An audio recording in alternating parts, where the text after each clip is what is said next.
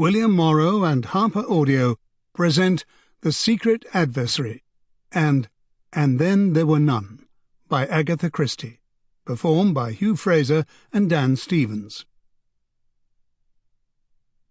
The Secret Adversary by Agatha Christie, performed by Hugh Fraser. Prologue. It was 2 p.m. on the afternoon of May the 7th, 1915. The Lusitania had been struck by 2 torpedoes in succession and was sinking rapidly. While the boats were being launched with all possible speed, the women and children were being lined up awaiting their turn. Some still clung desperately to husbands and fathers, others clutched their children closely to their breasts. One girl stood alone, slightly apart from the rest. She was quite young, not more than 18. She did not seem afraid, and her grave, steadfast eyes looked straight ahead. "I beg your pardon." A man's voice beside her made her start and turn. She had noticed the speaker more than once amongst the first-class passengers.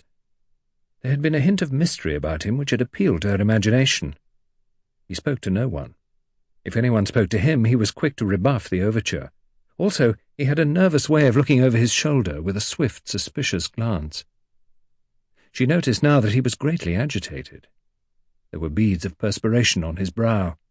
He was evidently in a state of overmastering fear, and yet he did not strike her as the kind of man who would be afraid to meet death.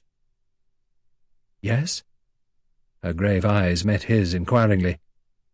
He stood looking at her with a kind of desperate irresolution. "It must be," he muttered to himself.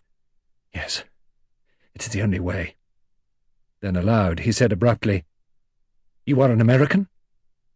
"Yes." "A patriotic one?" The girl flushed. "I guess you've no right to ask such a thing." "Of course I am."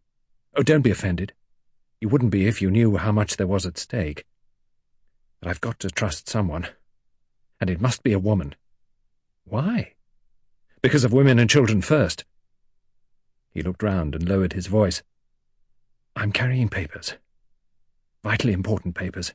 They may make all the difference to the Allies in the war, you understand? These papers have got to be saved. They've more chance with you than with me. Will you take them?" The girl held out her hand. "Wait. I must warn you. There may be a risk. If I've been followed. I don't think I have, but one never knows. If so, there will be danger. Have you the nerve to go through with it?" The girl smiled. "I'll go through with it, all right, and I'm real proud to be chosen. What am I to do with them afterwards?" "Watch the newspapers. I'll advertise in the personal column of the Times, beginning shipmate. At the end of 3 days, if there's nothing, well, you'll know I'm down and out. Then take the packet to the American Embassy and deliver it into the ambassador's own hands. Is that clear?" "Quite clear." "Then be ready. I'm going to say goodbye." He took her hand in his. "Goodbye. Good luck to you," he said in a louder tone. Her hand closed on the oilskin packet that had lain in his palm. The Lusitania settled with a more decided list to starboard. In answer to a quick command, the girl went forward to take her place in the boat. Chapter 1. The Young Adventurers Ltd. "Tommy, old thing!" "Tuppence, old bean!" The 2 young people greeted each other affectionately, and momentarily blocked the Dover Street tube exit in doing so. The adjective old was misleading. Their united ages would certainly not have totalled 45. "Not seen you for simply centuries," continued the young man. "Where are you off to? Come and chew a bun with me. We're getting a bit unpopular here, blocking the gangway, as it were. Let's get out of it." The girl assented. They started walking down Dover Street towards Piccadilly. "Now then," said Tommy, "where shall we go?" The very faint anxiety which underlay his tone did not escape the astute ears of Miss Prudence Cowley, known to her intimate friends for some mysterious reason as Tuppence. She pounced at once. "Tommy, you're stony." "Not a bit of it," declared Tommy unconvincingly. "Rolling in cash."